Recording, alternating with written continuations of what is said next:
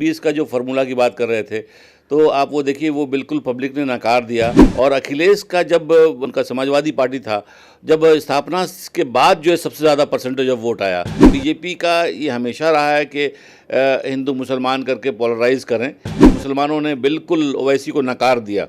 एक टिकट जो है बीजेपी मुसलमान को देती नहीं है, आप उसको रिप्रेजेंटेशन देना नहीं चाहते हैं, तो सबका विकास की बात ही नहीं, वो तो बेकार की बात है। वो तो आप एक नारा आपका है जो खोखला नारा है। नमस्कार, मैं जितेंद्र प्रसाद, सुपरफास्ट न्यूज में आपका स्वागत है। यूपी के चुनावों के दौरान मुख्यमंत्री योगी आदित्यनाथ ने एक फार्मूला दिया था कि 80 और 20 का परसेंटेज का, जिसका उनके अलावा सबने एक दूसरा अर्थ निकाला। उन्होंने इस बात को कहा कि उन्हें वोट देने वाले 80% है और बाकी 20% अलग है। सब ने उसका अलग अलग निकाला, लेकिन चुनावों के बाद में साफ पता चला कि जो 80% वोट है वो उन्होंने हिंदू मुस्लिम बीच में डिवाइड करने के लिए इस बात को कहा था।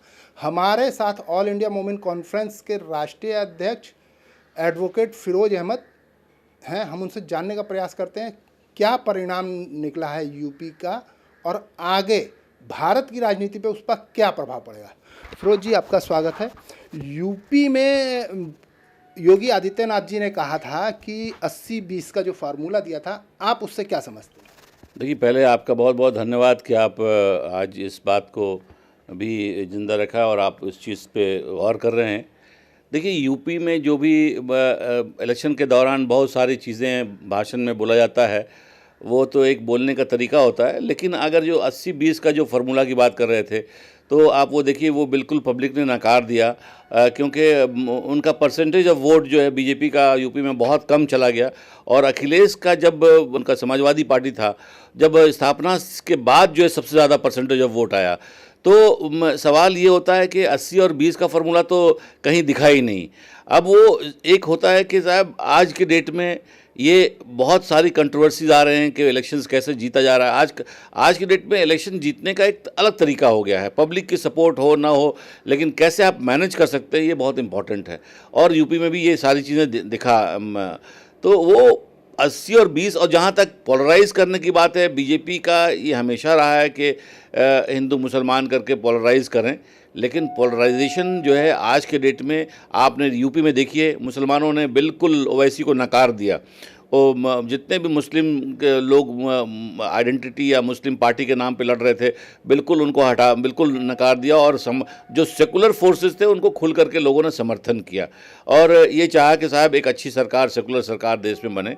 तो 80-20 का फार्मूला तो बिल्कुल ही फेल कर गया।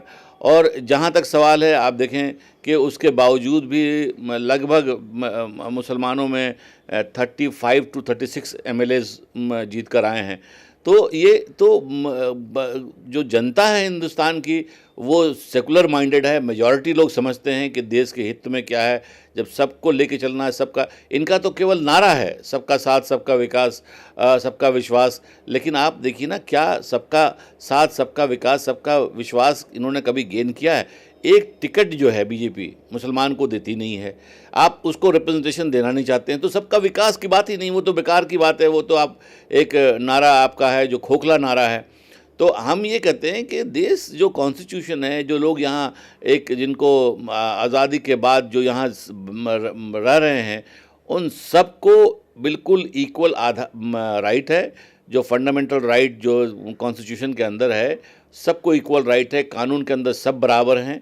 लेकिन इस तरह का पोलराइजेशन आगे चल के देश के लिए, आप देख रहे हैं आज हमारा GDP कहाँ चला गया, आज हमारा इकोनॉमी कहाँ चला गया। आज हमें जो धर्म से रिलेटेड बहुत सारे प्रॉब्लम्स हैं, वो ऐसा हो गया कि इनके लिए, बीजेपी के लिए खुद एक प्रॉब्लम बन गया है कि उसको कैसे संभालें। और जब ये होता है, आप देखें बहुत सारे देश हैं जो बर्बाद हो गए इसी में, धर्म के नाम पर। अफगानिस्तान का एग्जाम्पल देख लीजिए, आज जो तालिबान हैं कहाँ चले गए, कहाँ देश को ले गए। तो अगर देश को, हिंदुस्तान को भी लोग तालिबान और अफ़गानिस्तान बनाना चाहते हैं, तो आप समझ लीजिए कि उसमें आम जनता की कहाँ भलाई है। आम जनता की तभी भलाई है जब सबका साथ, वाकई सबका विश्वास के साथ, सबको साथ लेकर, और कॉन्स्टिट्यूशन को, जो संविधान हमारा है, उसको लेटर और स्पिरिट में जो पार्टी, मैं ये नहीं कहता हूँ अगर आज बीजेपी अपनी पॉलिसी बदल ले, आज बीजेपी अपने आप को मेन धारा में करके और लोगों को, सबको साथ लेके चले, तो मुसलमानों के लिए वो भी परहेज़ नहीं है। मुसलमान तो चाहता है भाई कि कोई मजबूत पार्टी आए जो देश को आगे ले जाए, लेकिन इस तरह की बात कर के उससे बहुत, आप ये देखिए कि जो लोग लिंचिंग में इन्वॉल्व होते हैं उसको वो लोग माला पहनाते हैं, उसके लिए नारे लगाते हैं। तो ऐसे में एक सोसाइटी के अंदर जो विश्वास है, इससे जब विश्वास सोसाइटी के अंदर ख़त्म होता है तो बड़े बड़े इंडस्ट्रीज़, जो फॉरेन इन्वेस्टमेंट होता है वो इफ़ेक्ट होता है। वो लोग डर से इन्वेस्ट नहीं करते हैं कंट्री के अंदर, उससे इकोनॉमी ख़राब होती है, उससे अनएम्प्लॉयमेंट जनरेट होता है, उससे मास प्रॉब्लम होता है। आप ये देखिए परसेंटेज ऑफ पॉपुलेशन आप जानते हैं 80% जो है हिंदूज़ की है। तो ऐसे में अगर देश का कोई भी प्रॉब्लम होगा तो सबसे ज़्यादा सफ़रर जो होगा वो मेजॉरिटी कम्युनिटी होगी, सबसे बड़ा जो है नुकसान होगा वो मेजॉरिटी कम्युनिटी होगी। तो वैसे में हम चाहते हैं कि सब लोगों को साथ लेकर करके देश हित में सोचें, न कि किसी जात धर्म के नाम पे सोचें, बल्कि देश हित के सोचें और देश को आगे बढ़ाने के लिए काम करें। यही हमारा मतलब मोमिन कॉन्फ्रेंस का रहा है। और मोमिन कॉन्फ्रेंस आप जानते हैं कि हम 100 साल पहले भी आज़ादी के वक्त में मोमिन कॉन्फ्रेंस ने जिन्ना का विरोध किया, टू नेशन थ्योरी का विरोध किया, पाकिस्तान का खुल करके विरोध किया और नेहरू जी का साथ दिया। डिस्कवरी ऑफ इंडिया में नेहरू जी ने भी कहा है, गांधी जी ने भी कहा है अपने हर भाषणों में कि बुनकर अंसारी बरादरी के लोग जो थे मुसलमानों में, उन लोगों ने खुल कर के आज़ादी के लिए लड़ाई लड़ी और पाकिस्तान और जिना को नकारा। तो हम लोग तो सेकुलर जहन के लोग हैं, देश हित में सोचने वाले लोग हैं। हमने तो बहुत सारी कुर्बानियाँ दी हैं, हमारे तो कुर्बानियों के हिसाब से हमें कोई भी भागीदारी तक नहीं मिला जितनी कुर्बानियाँ अंसारियों की और मुसलमानों में हम लोगों की है, उस हिसाब से हम लोगों को भागीदारी नहीं मिली। इसका अफसोस है, हम लोग उस चीज़ की लड़ाई लड़ रहे हैं, लेकिन जब देश आगे तरक्की होगा तो उसमें सबकी तरक्की होगी।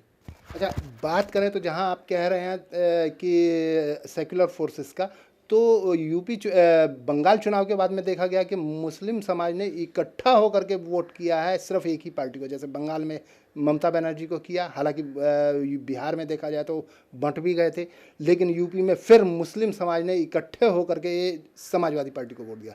तो क्या लगता है कि इस तरीके से कांग्रेस और दूसरी पार्टियों की भूमिका घट नहीं जाएगी?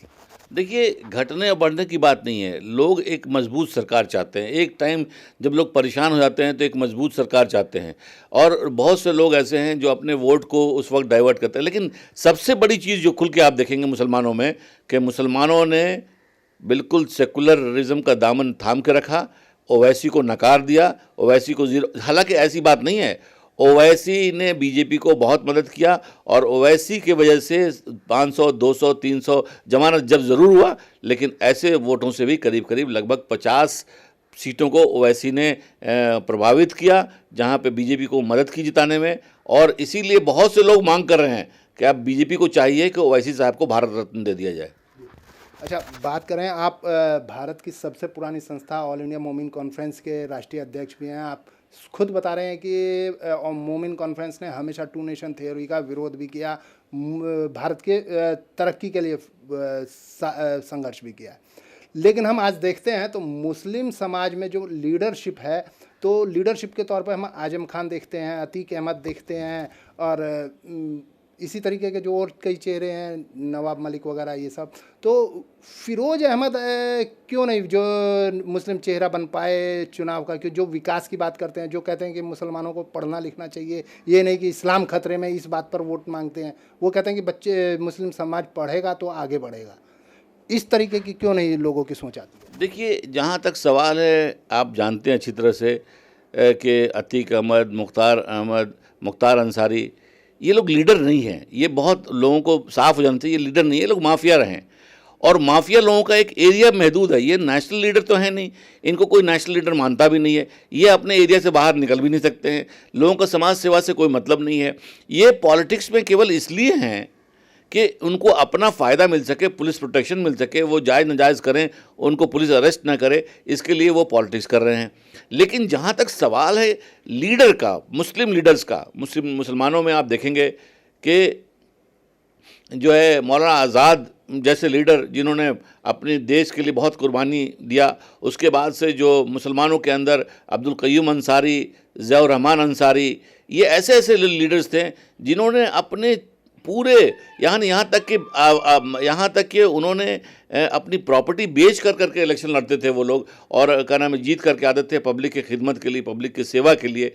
लेकिन आज के डेट में तो जो लोग पॉलिटिक्स कर रहे हैं, जो माफिया लोग हैं, उनको केवल अपना प्रोटेक्शन है।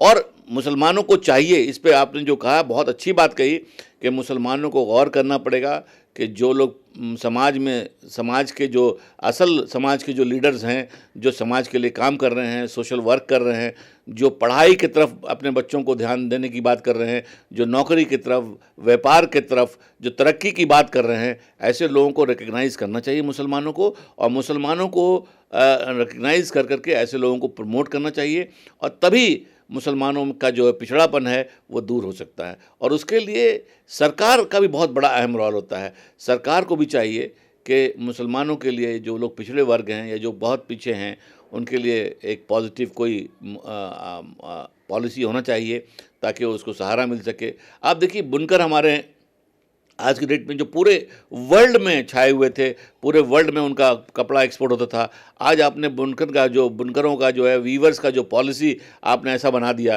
कि बेचारे अपने लूम्स को बेच कर रिक्शा चला रहे हैं।